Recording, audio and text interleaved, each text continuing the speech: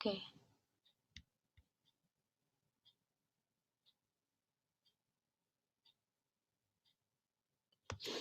Assalamualaikum warahmatullahi wabarakatuh. Nama saya Rahma Nadia Ayasya dengan NPM 20065799283 dari jurusan Teknik Kimia akan menjelaskan mereview materi aljabar linear.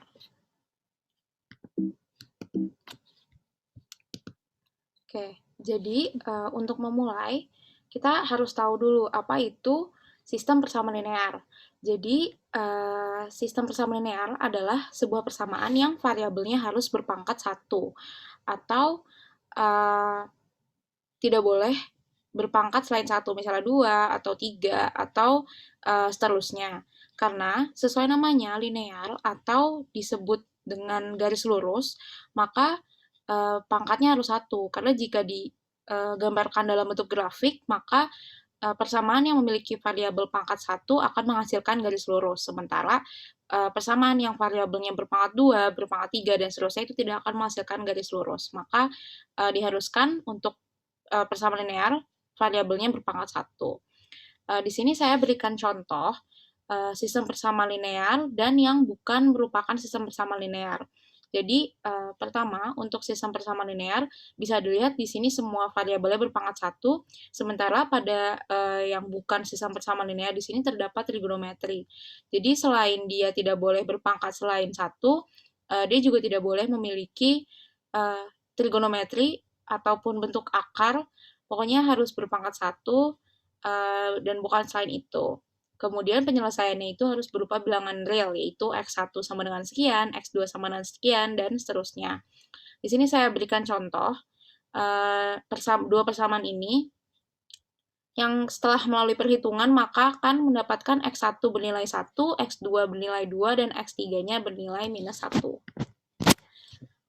Oke, untuk mencari penyelesaian sebuah persamaan linear dapat juga menggunakan matriks dengan syarat faktor yang tidak diketahui, misalnya antara X atau Y atau Z-nya tidak diketahui, harus tetap ditulis dengan urutan yang sama dan menggantikannya dengan 0.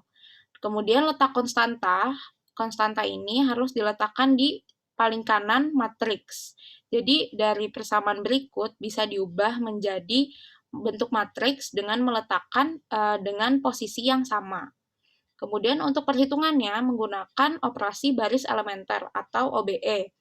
OBE ini adalah operasi tiap baris dari matriks yang akan dihitung. Terdapat 3 operasi pada OBE. Pertama, perkalian baris dengan konstanta bukan 0, kemudian pertukaran urutan baris, dan yang terakhir penjumlahan yang diikuti perkalian suatu baris ke baris lainnya. Di sini saya berikan contoh sebuah matriks yang baris keduanya adalah 2, 4, min 3, dan 1.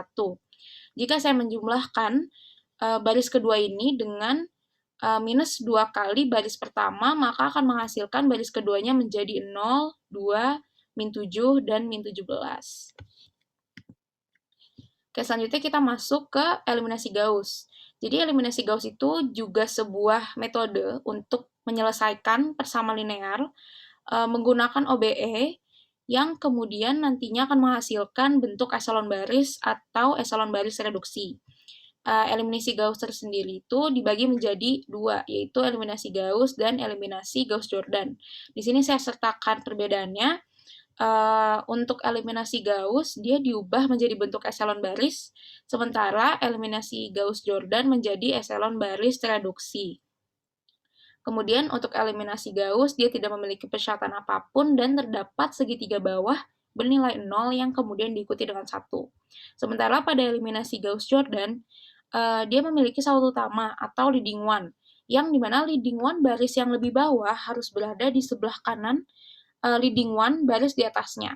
Kemudian jumlah persamaan juga harus sama dengan jumlah variabelnya, baru bisa diselesaikan menggunakan eliminasi Gauss-Jordan.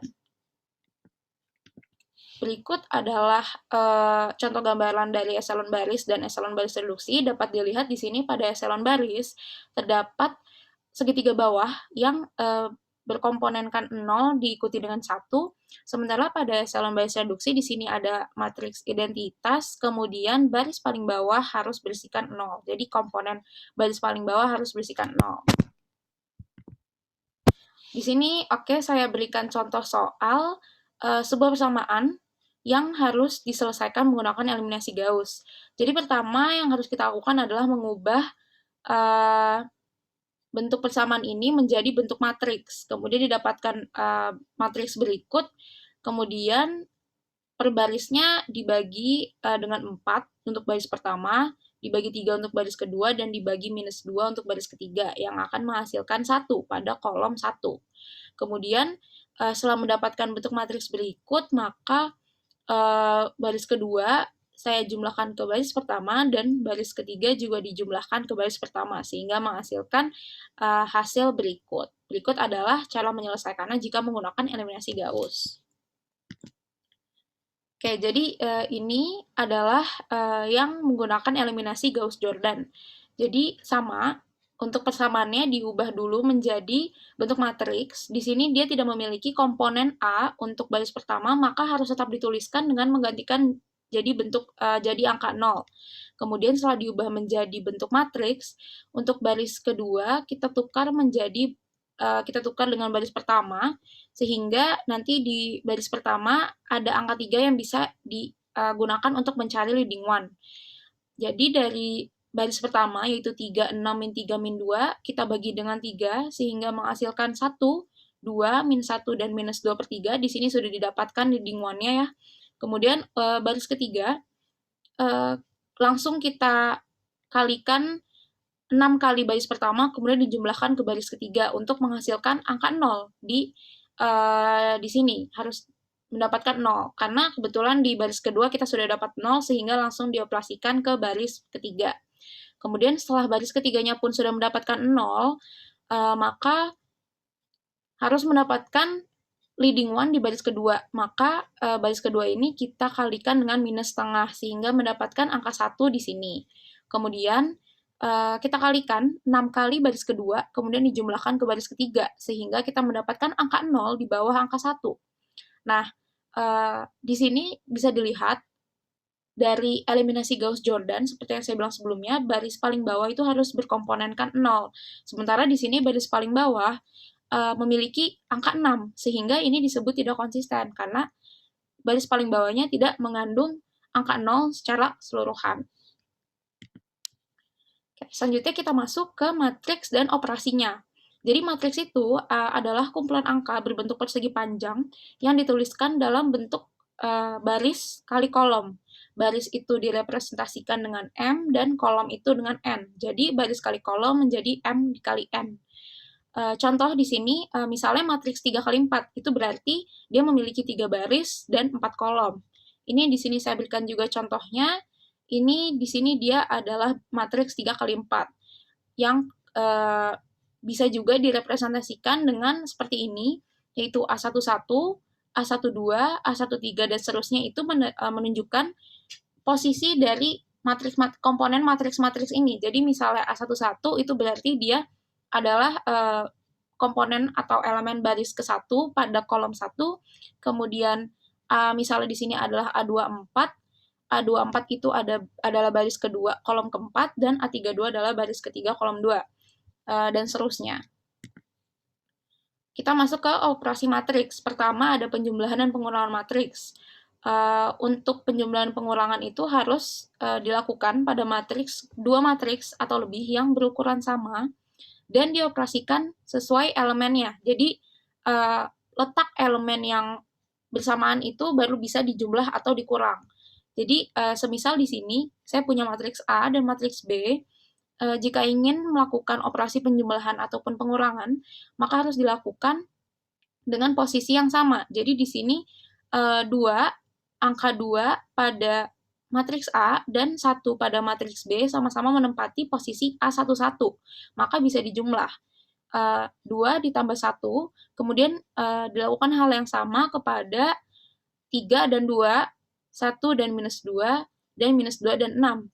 Kemudian pada matriks A ditambah B dihasilkan 3, 5, min 1, 4. Sama halnya jika kita ingin mengurangkan kedua matriks ini juga dengan komponen yang letaknya atau posisinya sama, maka akan didapatkan hasil 1, 1, 3, minus 8. Selanjutnya ada perkalian. Jadi perkalian ini dapat dilakukan pada matriks yang kolom pada matriks pertama itu sama dengan jumlah baris pada matriks kedua.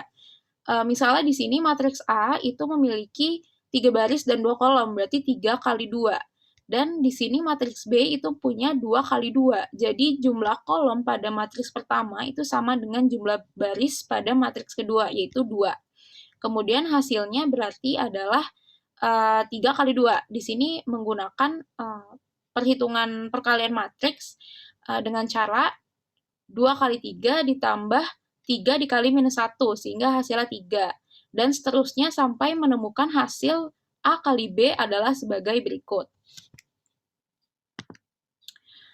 Kemudian ada juga yang disebut dengan matriks blok atau partition matrices. Jadi, di sini adalah sebuah matriks yang dijadikan lebih kecil menggunakan matriks blok. Jadi di sini dicontohkan matriks A ada A11, A12 seterusnya sampai A34. Kemudian diberikan garis secara vertikal maupun horizontal yang membagi matriks tersebut menjadi blok-blok yang kemudian dapat dituliskan menjadi satu bagian ini adalah A besar 11, bagian ini adalah A besar 12, di sini adalah A besar 21, dan di sini adalah A besar 22. Sama dengan yang matriks ini dan juga matriks yang ini. Kemudian operasi perhitungannya bagaimana? Jadi pertama, misal kita punya A, yaitu sebagai berikut, dan B adalah sebagai berikut, maka perkaliannya sama saja seperti kita mengkalikan matriks pada umumnya, yaitu dengan cara A11 dikalikan dengan B11 dijumlah dengan A12 dikali dengan B21. Jadi, baris pertama dikali kolom pertama, baris pertama dikali kolom kedua, kemudian baris kedua dikali kolom pertama, dan baris kedua dikali kolom kedua. Sama saja seperti mengkalikan matriks pada umumnya. Di sini saya berikan contohnya. Jadi di sini kita punya matriks A yang sudah dibagi-bagi menjadi blok-blok dan juga matriks B yang juga sudah dibagi menjadi blok-blok. Pertama, jika ingin menyelesaikannya, maka kita harus pertama mencari matriks kecilnya dulu atau submatrices. Jadi dari submatrices ini kita dapat A1-1-nya adalah sebelah sini, yang min 1, 2, 0, min 3. Kemudian sebelah sini adalah A12, sini adalah A21, dan di sini adalah A22. Dan hal yang sama juga dilakukan kepada matriks B, sehingga menghasilkan B11 bernilai 21 min 35, yaitu blok sebelah sini, kemudian B12 yang ini adalah B21, dan ini adalah B22. Pertama, untuk pengoperasiannya, maka mengikuti ini. Pertama adalah A11B11 ditambah A12B21. Oke, pertama ini kita hitung dengan A11B11 ditambah dengan A12B21 yang sebelumnya kita sudah cari. Kemudian kita kalikan seperti biasa, kemudian kita jumlahkan mendapatkan hasil seperti ini. Kemudian yang harus kita hitung adalah A11B12 ditambah A12 dikali B22, menghasilkan hasil seperti ini. Kemudian A21 dikali B11 ditambah A22 dikali B21, menghasilkan hasil ini. Kemudian yang terakhir adalah A21 B12 ditambah A22 dikali B22, menghasilkan hasil ini. Kemudian peletakannya sama seperti pembagian atau ketika matriksnya diberikan garis horizontal dan vertikal. Diletakkannya sama seperti itu. Jadi di sini adalah blok untuk perhitungan pertama, kemudian di sini adalah blok untuk perhitungan kedua, di sini adalah perhitungan ketiga, dan yang terakhir di sini adalah perhitungan terakhir atau perhitungan keempat. Ada juga yang disebut dengan kombinasi linear atau mengubah bentuk matriks dengan cara menganalisis perkaliannya. Jadi semisal saya di sini memiliki matriks, anggap ini matriks A dan ini matriks B menghasilkan 1, min 9, dan minus 3. Di sini saya bisa memisah-misah antara matriks B, saya kali ke masing-masing kolom pada matriks A, menghasilkan 1, min 9, dan minus 3. Jadi di sini saya kalikan 1, min 9, dan minus 3 ke matriks A. Kemudian menghasilkan min 16, min 18, dan 35. Kemudian ini bisa ditulis atau bentuk penulisannya bisa diubah menjadi seperti ini. Jadi 1 dikalikan dengan baris pertama, kemudian minus 9 dengan baris kedua, dan minus 3 dengan baris ketiga, dan menghasilkan hasil min 16, minus 18, dan juga 35. Kemudian ada juga yang disebut dengan trace, yaitu menjumlahkan elemen-elemen matriks pada diagonal utama pada matriks bujur sangkar. Jadi matriks bujur sangkar itu adalah matriks dengan bentuknya persegi gitu. Jadi di sini misal saya punya matriks A dengan ukuran 3 kali 3, kemudian untuk menjumlahkan elemen-elemen diagonal utamanya tinggal kita ambil aja yang di diagonal utamanya di sini ada 2, minus 2, dan minus 2. Jadi untuk mencari trace-nya adalah tinggal menjumlahkan elemen-elemen pada diagonal utamanya. Di sini berarti saya jumlahkan 2 ditambah minus 2 dan ditambah minus 2 sehingga menghasilkan hasil minus 2. Kemudian di sini ada juga transpose, yaitu menukar posisi baris menjadi kolom dan sebaliknya. Misal di sini saya punya matriks A dengan ukuran 3 kali 2, kemudian ketika ditranspose maka akan berubah menjadi 2 kali 3. Di sini posisi tinggal diubah, yang tadinya baris menjadi kolom dan yang tadinya kolom jadi baris. Ini bisa dilakukan dengan matriks ukuran berapapun. Selanjutnya ada inverse dan aturan matriks. Jadi operasi matriks itu seperti yang kita ketahui, itu pertama-tama ada mempunyai sifat, beberapa sifat. Pertama, dia memiliki sifat komutatif, yaitu dapat dibalik, kemudian asosiatif penjumlahan serta perkalian, sehingga bisa dipisah-pisah, seperti yang dilihat di sini. Kemudian ada distributif kiri juga kanan. Kemudian ada sifat-sifat lainnya juga yang dapat membantu perhitungan nantinya. Nah, pertama kita memiliki di sini matriks identitas. Jadi matriks identitas itu adalah jenis matriks yang pada diagonal utamanya semua elemennya itu adalah 1 dan sisanya diisi oleh 0. Matriks identitas ini adanya juga pada matriks bujur sangkar. Jadi dia jumlah baris sama dengan jumlah kolom. Kemudian pada diagonal utama harus bernilaikan 1. Di sini contohnya pada matriks 2 kali 2, di sini diagonal utamanya 1 dan elemen lainnya yang bukan pada diagonal utama bernilaikan 0. Kemudian di sini juga pada matriks 3 kali 3, diagonal utamanya semuanya 1 dan elemen lainnya 0. Kemudian pada matriks 4 kali 4 juga di sini diagonal utamanya 1 dan komponen lainnya 0 dan seterusnya. Kemudian ada sifat atau operasi perhitungan di mana sebuah matriks A jika dikalikan dengan identitas maka akan menghasilkan A itu lagi. Akan menghasilkan dirinya sendiri lagi gitu. Sama juga ketika identitas dikali dengan suatu matriks A maka akan menghasilkan dirinya sendiri, matriks A lagi gitu. Kemudian ada juga istilah matriks inverse atau disebut juga matriks kebalikan. Di sini rumusnya adalah A dikali A inverse maka akan menghasilkan identitas. Dan A inverse dikali A juga akan menghasilkan identitas. Misal di sini saya punya matriks A yaitu komponennya A, B, C, dan D. Untuk mencari inverse begini rumusnya. Jadi rumus inverse di sini adalah 1 per AD dikurang BC. Kemudian dikalikan dengan di sini letak A dan D dibalik dan B dan C kita ubah tanda. Kemudian nanti hasilnya akan jadi inverse dari matriks tersebut. Kemudian ada juga nih sifat yang berhubungan dengan matriks inverse, yaitu A kali B di inverse akan sama hasilnya dengan B inverse dikali A inverse. Nah, berikut adalah contoh soalnya agar lebih terbayang. Di sini contohnya saya punya A, matriks B, dan matriks AB yang sudah dikalikan. Kita akan membuktikan rumus AB di inverse, yaitu sama dengan B inverse kali A inverse. Jadi pertama kita harus cari dulu masing-masing inverse dari matriks ini. Jadi kita harus cari dulu matriks inverse dari matriks A, kemudian juga dari B, dan dari AB. Kemudian setelah melalui perhitungan dari rumus yang sudah diberikan sebelumnya, maka didapatkan hasil inverse dari matriks A adalah sekian, B adalah sekian, dan AB adalah sekian. Kemudian dari sini, ini menjadi kata kunci pertama, yaitu AB di inverse. Kita kunci 4, minus 3, minus 9/2, dan 7/2. Selanjutnya yang harus kita cek adalah B inverse dikali A inverse. Dengan hasil yang sudah didapatkan sebelumnya di perhitungan pertama, dan jika dikalikan, hasilnya 4, minus 3, minus 9/2, dan 7/2. Di sini dapat dilihat bahwa hasil AB di inverse akan sama dengan B inverse dikali A inverse.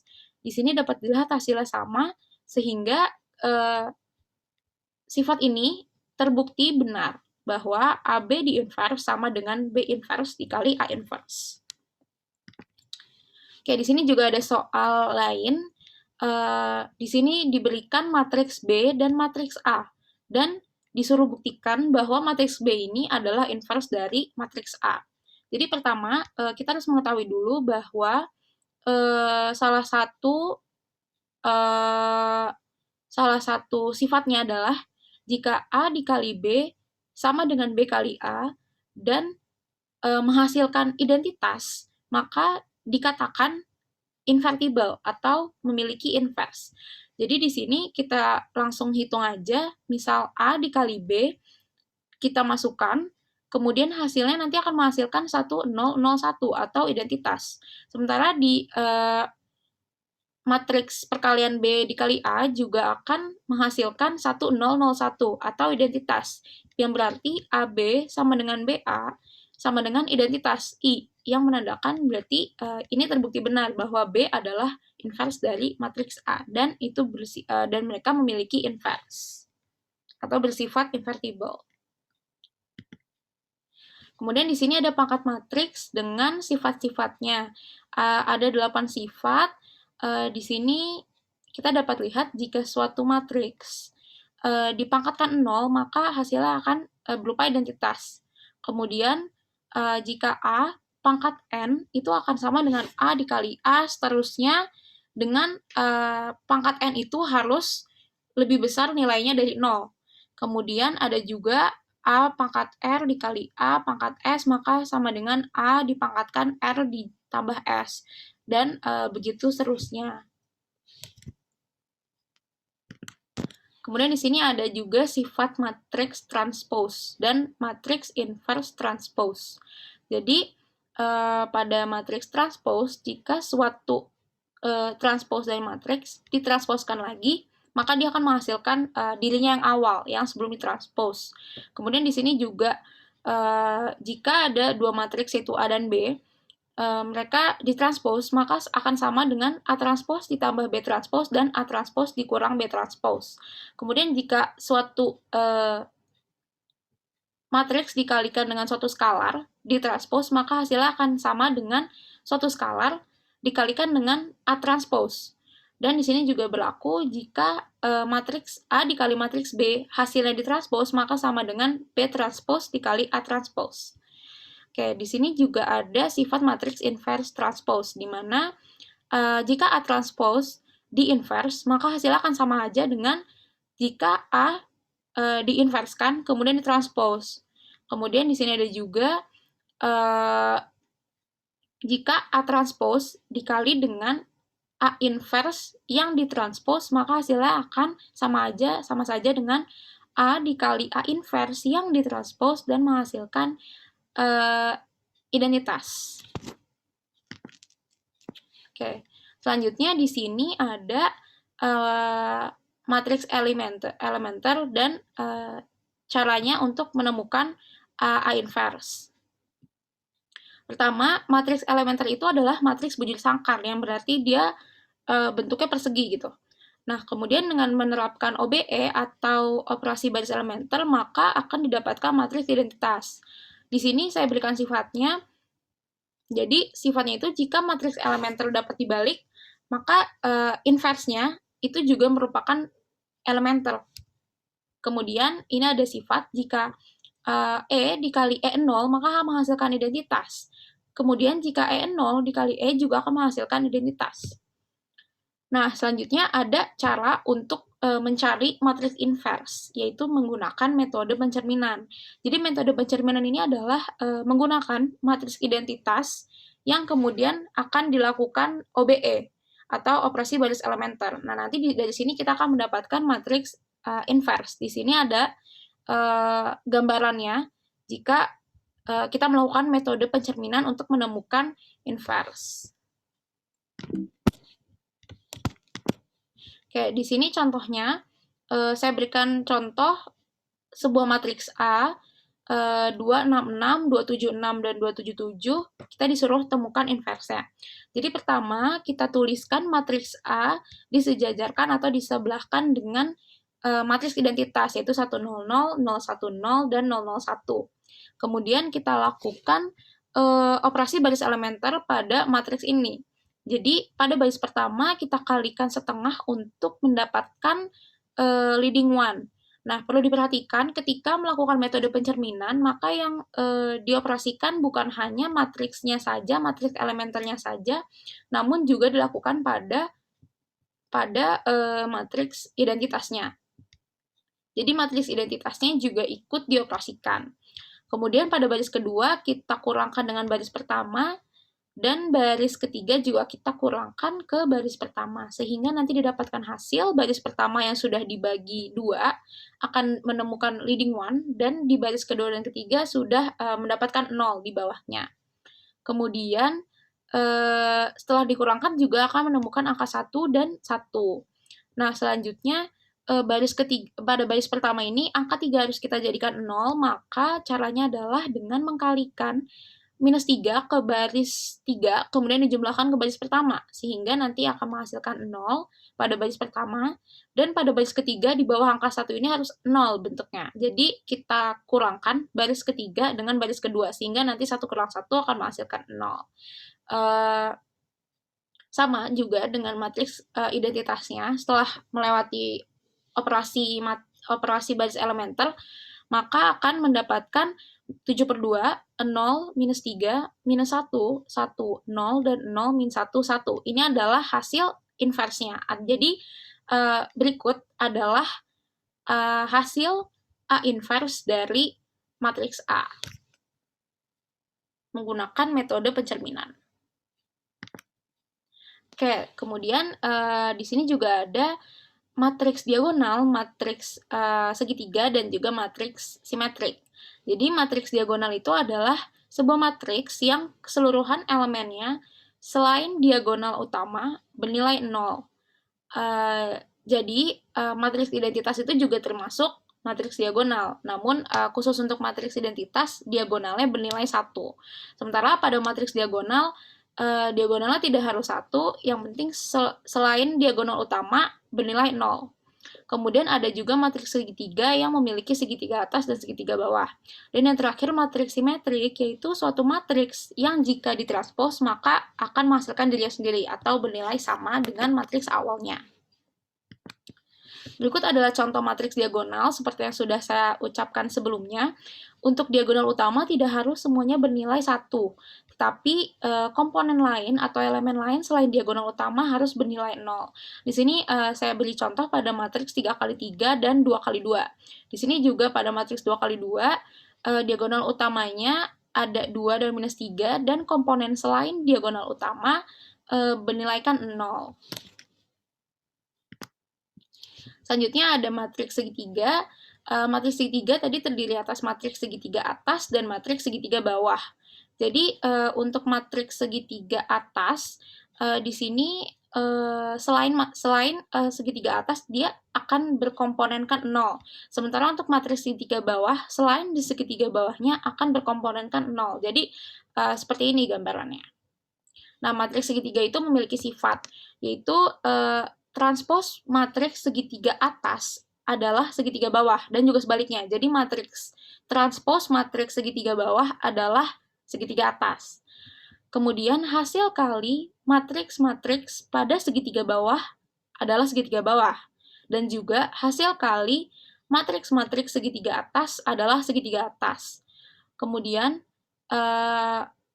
matriks segitiga ini juga dapat diinverse jika dan hanya jika diagonal utamanya adalah bilangan selain angka 0. Jadi, misalnya 1 atau selain 1 di atas 1, yang penting dia harus non-zero atau selain 0, maka dapat diinvers. Kemudian, invers dari matriks segitiga atas adalah segitiga atas, dan invers matriks segitiga bawah adalah segitiga bawah. Oke, di sini ada matriks simetri. Jadi, matriks simetri itu harus memenuhi syarat bahwa satu matriks A itu harus sama dengan transposnya. Di sini saya beri contoh, misal ini adalah matriks A, yaitu 3, min 1, min 1, 4. Jika ini kita ubah atau kita transposkan, maka dia akan menghasilkan hasil yang sama, yaitu dirinya sendiri. Kemudian di sini juga saya beri contoh pada matriks 3 kali 3, yang dimana jika kita transposkan, maka akan menghasilkan dirinya sendiri lagi. Maka ini dapat disebut sebagai matriks simetri atau memenuhi syarat. Kemudian, matriks simetri juga memiliki sifat, yaitu jika matriks A dan B berukuran sama dan K adalah bilangan skalar sembarang, maka berlaku sifat-sifat berikut, yaitu A transpose akan simetrik, kemudian A ditambah B dan A dikurang B juga akan simetrik. Kemudian jika matriks A dikali oleh suatu skalar, maka hasilnya juga akan simetrik. Kemudian berlaku juga A dikali B transpose, maka akan sama dengan B transpose dikali A transpose, hasilnya sama dengan BA, jadi A dikali B transpose sama dengan B dikali A. Kemudian A inverse ditranspose akan sama dengan A transpose di inverse dan sama dengan A inverse. Jadi A inverse yang ditranspose akan menghasilkan A inverse itu lagi gitu. Nah, selanjutnya ini ada matriks simetri A dikali A transpose dan A transpose A. Jadi jika matriks A berukuran M kali N dan matriks A transpose berukuran N kali M yang dimana artinya sudah diubah, maka A dikali A transpose akan berukuran M dikali M dan A transpose dikali A akan berukuran N dikali N. Nah, pada matriks ini juga ada sifat-sifat, yaitu jika A dikali A transpose dan hasilnya ditranspose lagi, maka akan menghasilkan A dikali A transpose. Kemudian jika A transpose dikali A dan hasilnya ditranspose, maka akan sama dengan A transpose dikali A. Dan jika A adalah matriks yang dapat diinvers, jadi A adalah matriks invertible, maka hasil dari A dikali A transpose dan A transpose dikali A juga dapat diinvers, sama dengan matriks awalnya. Oke, sekian presentasi review materi aljabar linear yang dapat saya sampaikan. Terima kasih. Wassalamualaikum warahmatullahi wabarakatuh.